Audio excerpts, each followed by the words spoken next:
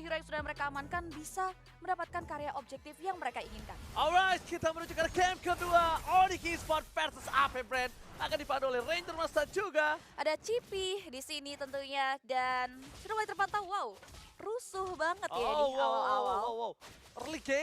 Early game yang berbahaya tentunya ini.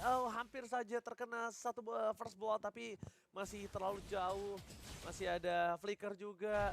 Masih terlalu early dan nampaknya mereka akan lebih memilih untuk mendapatkan rotasi terlebih dahulu. Tapi lihat cewek ingin membalaskan keadaan yang sama yang dipegang oleh dia di game yang pertama. Ya, safety first ya yang bakal jadi salah satu tujuan kedua belah tim di awal-awal kini. Dan bahkan Little Wanderer nampaknya masih bisa diamankan oleh Kairi tanpa adanya kontes yang dilakukan oleh Kalzi juga. Dia bakal coba untuk cuek akan hal tersebut. Terlebih lagi kalau kita pantau dari area emblem, ada dari area 1 Breathmight yang dibawa oleh Flabzy juga. Berarti ya bakal jauh lebih sustain lagi. Tapi di area top lane dia nyaris saja tewas di tangan seorang Boots. Tapi masih ada satu buah escape tools melalui flicker yang membuat Flabzy still survive. Tapi kalau misalnya dibilang adalah masih tidak adanya Thunderclap itu sih yang bikin dia selamat lebih tepatnya. Yep. Karena kalau tadi walaupun ada flicker sekalipun, tapi kalau Thunderclapnya udah available, ini berbahaya. Dan saat di depan sana akan coba di-all-in begitu saja level 4. Dan Suns bahkan untuk terkena Retribution. First blood dipaksa oleh View. View membuat Suns kali ini berhasil kehilangan satu sosok flicker dan hilang di tempat tidak ada Suns ketika nanti mau arah Turtle. Agak sedikit terlambat setup yang dilakukan oleh para pasukan dari Onyx. Dan maka di arah top lane Boots ingin membalaskan solo pick off yang terjadi di game yang pertama terhadap seorang Fantasy. Tapi Alguan standby on position. Kyle TZ yang terlebih dahulu melakukan poking terhadap Turtle. Tapi di depan sana Boots memberikan satu efek Thunderclap yang udah siap dia lontarkan kepada para pasukan dari AP Brand. Di tengah sana Keyboy. Keyboy, berbahaya Keyboy. Seperempat darah telah dimiliki oleh seorang Keyboy yang tandanya Keyboy memilih untuk mundur. Tidak ada defense judgment untuk beberapa waktu. Dan kalau dipaksakan menuju ke arah Turtle, ini bisa dimanfaatkan dengan sangat baik oleh para pasukan dari AP Brand. Memaksa untuk fight, tidak ada power of retribution. Di depan sana Kairi, kami dapatkan retribution. Dan jangan dari Kairi. Mereka terlalu fokus terhadap team fight dan bahkan Kairi kali ini berhasil mendapatkan retribution dengan sangat baik. Yep. Balaskan kembali tim fight yang terjadi. Defense sebentar dikeluarkan. View udah tidak berdaya dan double kill. Decimate is hard point from Kairi. Yes, 2 point kill berhasil di-secure dengan area satu buah objektif Turtle juga yang berhasil diamankan. Meanwhile di area bottom lane, ini menjadi satu pertarungan yang cukup sengit antara cewek dan juga Super Marco lagi dan lagi. Bahkan keduanya pun harus pulang untuk melakukan regenerasi HP karena keduanya nyaris saja tumbang. Tapi lihat, ada revenge dibuka begitu saja di follow dengan area satu final slash menampol tepat karya Keyboy di area purple buff. Guna melakukan observasi, tapi justru dirinya yang harus tereliminasi. Yang membuat teman-teman dari AP Brand, mereka mendapatkan satu buah keuntungan perolehan dari point kill. Tapi Onyx Esports, mereka tidak mau terlalu gegabah. Belum ada setup juga karena Keyboy terpick off di beberapa detik lalu. Sehingga rotasi mereka setelah Turtle hadir dan berhasil mereka secure, kini udah mulai balance dan udah mulai sedikit memantau pergerakan dari mereka punya god lane. Oke, tapi kalau misalnya kita lihat di arah bottom lane, cewek kali ini masih dengan posisi tidak terlalu unggul, tidak terlalu kalah juga dari Super Marco-nya. Tapi yang sudah dipastikan adalah Kairi mengungguli dari Kaltizi. Kali ini Kairi mencoba untuk melakukan dominasi dari level ya, tapi ingat, masih ada defense judgment dari seorang Keyboy. Bakal coba ditarik, instant pick up terjadi, Kyle hilang begitu saja. Baru gak nyampe 2 detik saya sebutkan kalau udah ada Keyboy dengan defense judgment-nya. Dan ternyata Kaltizi masih tambeng nampaknya di sana ya. Ya. Masih tambeng, Iya, masih benar-benar. nakal ya. Padahal informasi harusnya terlihat sih ada Keyboy di sana. One man standing lagi. Iya, dan bahkan Cewek? dari Super Marco di arah bottom lane nggak bisa melakukan defensif terhadap sosok seorang cewek. Terzoning gitu ya. Dia udah di zoning, bukan hanya di zoning, di plating juga. Benar. Lebih memilih mengikhlaskan begitu saja posisi dari AP Brand terhadap turret di arah bottom lane yang dipecahkan under menit kelima. Terlalu high risk kalau tadi Super Marco mau berani maju karena perbedaan kuantitas juga ada 3 pemain Onyx yang berkumpul di sana. Sehingga di bawah menit kelima masih terbaut gold shield. Teman-teman dari Onyx Esports mendapatkan perolehan satu buah objektif bangunan turret. Tapi Turtle kembali di posisi yang sama, bahkan sudah mulai setup tapi Flabzy. Oke, Flabzy berada di garis depan. Ogon membuka sedikit positioning. Tapi standby position Sun sekali ini memberikan damage yang udah mulai harus diperhatikan. Seorang Final Slash dikeluarkan tapi lihat Bennett berhasil menangkap seorang Fantasy. Bunuh ke arah belakang para pasukan dari Onyx Esports memaksa tim fight. Boots masih mau lebih. Double kill didapatkan oleh seorang cewek. Looking for triple kill. Akankah dibalaskan? Looking for medium. Tapi nampaknya Ogon terlalu kuat dan tidak bisa didapatkan oleh pasukan Onyx Esports. Terlalu tebal, ini membuat berhenti di 3 poin kill saja yang berhasil diamankan oleh cewek yang sedang melakukan perjalanan bisnis sebetulnya ya untuk melakukan switch posisi yang tadinya ada di bawah kini berada di area top lane. Turtle berhasil diamankan oleh Kairi dengan adanya keunggulan kuantitas dan juga free stage juga, tapi membahas dari area item sudah jadi Blood of Despair. That's why damage yang diberikan oleh seorang cewek ini sakit banget. 2 hit runner tuh Cipi. Perih banget sih itu. Juga area BOD ini benar-benar tertunjang banget damage yang diberikan mengarah ke area Flabzi yang memang belum melakukan switch lane juga terhadap Super Marco. Tapi kita bakal lihat juga di sini Ogwen dengan adanya select plate dipatahkan dengan item pecahan saja untuk bertahan membuat dia sulit banget untuk membuat momentum sebetulnya ke area warga yang dimiliki oleh teman-teman Onyx Esports. Dan kini di menit kita yang ke-6 teman-teman Onyx berhasil mencurkan 2 outer bangunan turret. Dan apa ya Brand, hingga dengan detik ini mereka belum mendapatkan objektif netral hingga dengan bangunan turret yang dimiliki oleh Onyx. Mereka harus sudah mulai memutar otak karena slow but sure Onyx Esports bisa saja memberikan pressure yang signifikan terlebih lagi ketika mereka Council game flicker for nothing. Flicker for nothing for Keyboy. Tidak ada yang bisa didapatkan di depan sana, sayang sekali Keyboy harus merelakan satu flickernya untuk melakukan checking boost. Council pun telah dikeluarkan. Aku nggak tahu sebenarnya AP Brand melihat dan mengetahui kondisi tersebut atau enggak. Karena kalau misalnya mereka mengetahui kondisi tersebut, mereka tidak akan kasih Keyboy ampun. Mereka akan makan Keyboy. Dan nampaknya kayaknya mereka nggak tahu kondisi tersebut deh. Karena KLTZ nggak mendekat ke arah Keyboy. Karena KLTZ nggak coba untuk nge-town Keyboy. Kalau KLTZ tahu Keyboy nggak punya flicker, itu pasti di-town tadi. ya bisa jadi sih bakal langsung dimaksimalkan. Dipancing aja di bait. Yap. Tapi ternyata Pebble tidak mengetahui, that's why dia bakal coba untuk reset. Sejauh ini goldnya dipegang kendali oleh cewek yang memang dapetin space yang besar banget. Dan teman-teman dari Onyx juga sebetulnya nggak mau terlalu overcommit ya, walaupun memang mereka lagi mengamankan kendali permainan dengan perekonomian yang memang sedang mereka lead juga, tapi mereka masih penuh akan perhitungan. Turtle yang terakhir masih menjadi tujuan utama setelah sulitnya mereka untuk menembus pertahanan mid lane outer turret.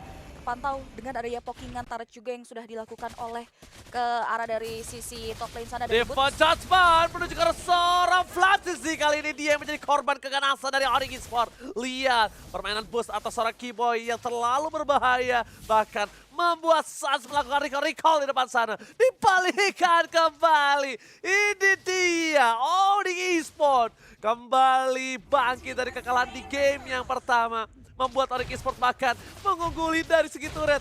Boost membiarkan Super Marco memukul dirinya. Thunderclap dikeluarkan, menuju ke arah belakang. Boots mencoba untuk melakukan baik time. Sedikit terperangkap, tapi nampaknya Boots harus menjadi korban keganasan dan ditukar dengan satu buah turret.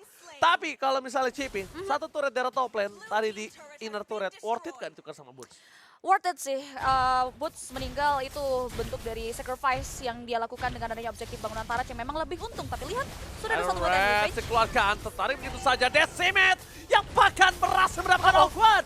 Dibalikkan kembali keadaan para pasukan dari Onyx Esports. Mereka yang mendapatkan keuntungan. Lihat, mereka nggak bisa numbangi siapapun. Bahkan Ogwen yang langsung tersambar Decimate. Monster Kemi, telah terjadi. Flatzy, Cewski, coba didapatkan. Tapi Devon Judgment save the day. Blessing from Super Marco. Menangkap seorang Cewski. Tapi di depan sana, Kairi terlalu strong dengan Martisia Thunderclap. Tampaknya kali ini udah mulai harus mundur. Karena Boots udah mulai harus merasakan sakitnya Super Marco. Press word-nya.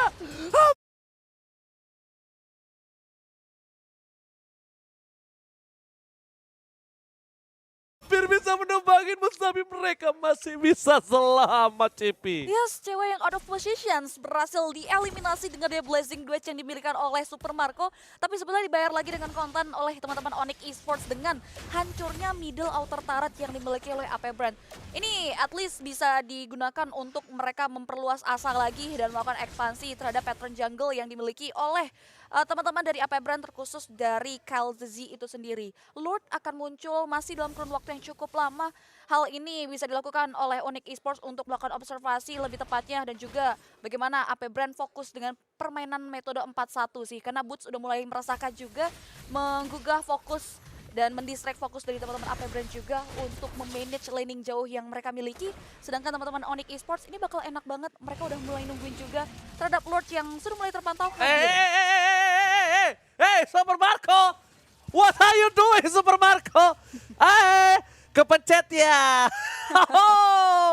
What are you doing, Mr. Super Marco? Gak apa-apa, gak lihat. Gua dari bengong lagi merhatiin Cipi sampai berdiri. Hah? Ada Gak apa ada. gerangan?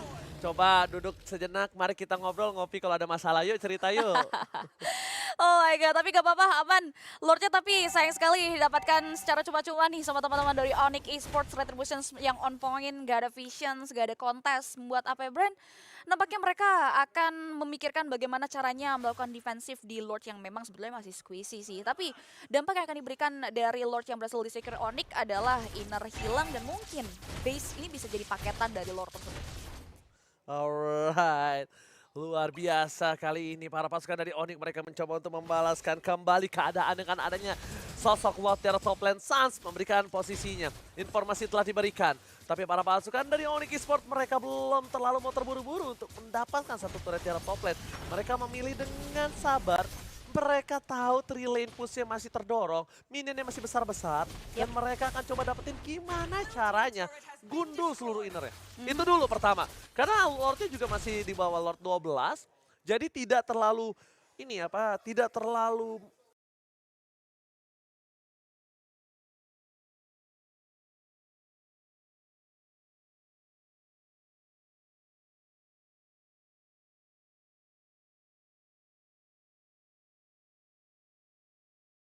Tinggal diam, mereka bakal coba untuk maksain kontes harusnya dengan adanya setup posisi yang mereka lakukan di area Lord yang sudah ter-enhance. boleh kontes, tapi mereka siap nggak kehilangan bottom turret mereka. Woods Gitu nakal aja. banget tuh. Iya, mereka siap nggak untuk kehilangan bottom turret, tapi lihat Boots, informasi terdeteksi akan ada team fight 4 versus 5. Boots sudah kasih informasi kalau Cloud-nya di arah bottom lane. Kita bakal lihat apa Cloud-nya akan sigap untuk membantu team fight. Tapi Keyboy sengaja memberikan dirinya untuk tertarik. Dan Sans dia tidak mau rugi. Kali ini Kurt Altar juga dipegang oleh tim Oni. Sama-sama punya power untuk team fight. Utility sama-sama power. Tapi Keyboy sebentar lagi punya flicker. Apakah Brand sudah mengkalkulate itu? Apakah Brand sudah hafal dengan menit di mana Keyboy udah punya flicker? Tapi nampaknya Konsol Gaming telah terjadi. Sans memilih untuk mundur ke arah belakang dan Kairi yang menjadi tolak punggung keluarga dari Onyx Esports akan berada di garis depan. Bakal coba terpoki. Keyboy dipecat terhadap Son of Redin. Masih selamatkan Pew. Tapi di depan sana Sans memberikan Altar yang setidaknya membuat Kairi mendapatkan courtesy. 2 point kill didapatkan. 1 untuk 1. Dan double kill. Kairi masih mau lebih. Triple kill. Dan game for Mania. This is it. Kairi Mania. Berniak. Onyx Esports kali ini mereka berhasil mendapatkan Maniac, dibalaskan Maniac, Maniac dibalas Maniac. Cakep. Nggak pantun. Oh enggak ya, Enggak. sorry. Dan dengan adanya 4 pemain dari AP Brand yang tumbang, Lord terbuka lebar untuk teman-teman dari Onyx Esports. Tanpa ada gangguan yang berarti dan bahkan 2 pemain yang tersisa, 2 pemain yang masih aktif dari AP Brand pun memilih untuk berada di zona nyaman mereka. Melakukan cleaning service menjadi salah satu tujuan utama tentunya karena mereka berada di posisi yang sangat-sangat tidak diuntungkan. Damage leaderboard kita dipegang kendali oleh Sans tentunya. Benar-benar gila Sans karena damage yang dia berikan, terror effect ini mempersulit Owen juga. Berikut juga dengan adanya Kalzi untuk bisa menjadi badan dan juga memberikan setup momentum melalui Tyrant range dan juga Tyrant revenge yang dimiliki oleh seorang Owen. Dan kini teman-teman dari AP Brand mereka di press berada di area teras rumah di comfort zone yang mereka miliki, sedangkan Onyx Esports mereka bakal coba untuk majuin karya Tree Landing Fuse 2 Plotter Wave Minion bakal langsung berjalan beriringan bersamaan dengan adanya satu member yang berhasil mereka secure dengan cuma-cuma, which is Lord yang bakal kembali berjalan di garis lurus mid lane laning phase yang dimiliki oleh pemain-pemain dari AP Brand. Oke, tidak didorong tengahnya karena mereka ingin mendapatkan 15-41. Berhasil nggak ya dapat 15? Oh, berhasil. Mereka berhasil mendapatkan menuju ke 15-41, tandanya Super Minion masih bergerak kembali dengan sangat besar dan sedang penumpukan minion di dua lane membuat mereka memastikan base turret didapatkan dengan pasti. Dan harusnya para pasukan dari Onyx Esports mereka akan siap untuk melakukan penculikan karena Keyboy udah bisa melakukan flanking. Dan ini Keyboy, biasanya gameplay Keyboy dia akan nempel ke tembok ke kiri, dia akan coba tarik satu, Damage Adjustment berhasil didapatkan dan bahkan masih ada Kurtaltar. Kurtaltar di bawah Kurtaltar, satu sosok Flatnessy hilang. Thunderclap is real. Kairi masih coba untuk selamat, tapi Super Marco dengan adanya Wind of Nature men-shutdown Kairi. Dipukul mundur, Onyx Esports gagal melakukan endgame kali ini. Yes, Flopsy ditukar dengan ada Kairi dengan yang satu buah damage terakhir yang keluar dari seorang Super Marco. Dan nampaknya AP Brand menolak untuk dikalahkan, masih memperkuat barisan pertahanan yang mereka miliki dari high ground dan bahkan mereka bakal keluar. Kok mereka maksa untuk melakukan invite jungle ya? Mereka berkumpul semua tuh, berada di arah sungai. Oh enggak, mereka nggak jadi invite jungle, mereka meng-cancel, mereka memikirkan kalau high risk banget, lihat di arah topnya terdorong.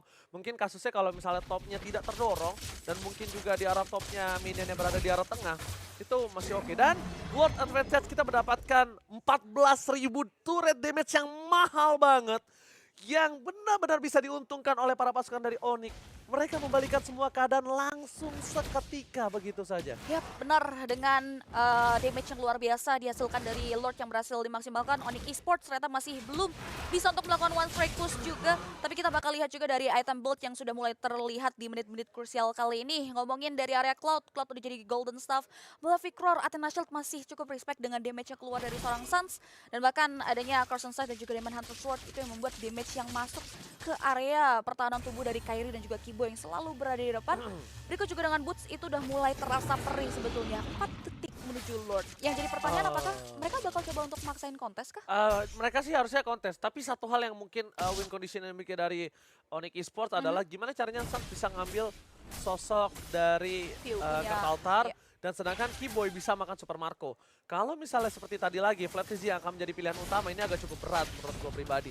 Dan kalau dari AP Brand, winning condition adalah gimana caranya dia clear cepat, dia hanya bisa mancing, maksimalin cloud-nya untuk clear di mid dan juga bottom, dan view tidak boleh muncul di map dekat dengan Sun supaya Kurtaltarnya tidak bisa dicuri. Itu yang bisa dia pegang sekarang. We'll see apakah itu menjadi salah satu hal yang bisa direalisasikan, karena dari tadi Boots juga dengan ketika Lord hadir selalu menggugah atau bahkan mengganggu fokus yang dimiliki oleh AP Brand, sehingga ada satu pemain yang selalu diutus untuk melakukan clearing terhadap laning jauh yang dimainkan oleh Onyx Esports. Lord sudah mulai terkikis dan kayaknya ini nggak bakal di-cancel sih. Kalau tidak di-cancel, tandanya mereka akan dapetin Lord dengan team fight 3-4. Oke, karena duanya sudah tidak ada, defense adjustment telah terjadi. Keyboy bakal mencari di mana keberadaan dari Flatnessy. Dan ternyata Keyboy dibalikin kembali keadaannya. Bennett telah dikeluarkan, defense adjustment terlihat dan Kyle hilang. Damage terlalu sakit, Boots melakukan zoning out juga ada seorang Phil. Super Marco nggak bisa masuk lebih dalam lagi. Boots tersisa satu darah terakhir, mendapatkan Lord dan bahkan tidak kehilangan siapapun. Cuan for life. Yes. Kalzi tumbang dengan daya Divine Judgment yang sempat dikeluarkan oleh seorang Keyboy, dan free space untuk Kairi membuat tim Onyx Esports kembali mendapatkan Lord yang ter-evolve, dan kini kembali kita akan lihat Lord tersebut berjalan di area mid lane yang dimiliki oleh AP Brand. Apakah dengan kurun waktu Kalzi yang bakal muncul di 18 detik ke depan cukup untuk teman-teman AP Brand bisa menangani atau bahkan melakukan mitigasi upaya penanganan bencana yang ada di depan mata mereka, karena lihat wave minion. My God, ini bencana. Onyx Esports mendorong 3 lane secara berbarengan. Defense terjadi, masih ada Kurtaltar, base-nya hilang. Onyx take the cap 2. Ini bencana. AP Brand tidak bisa senang.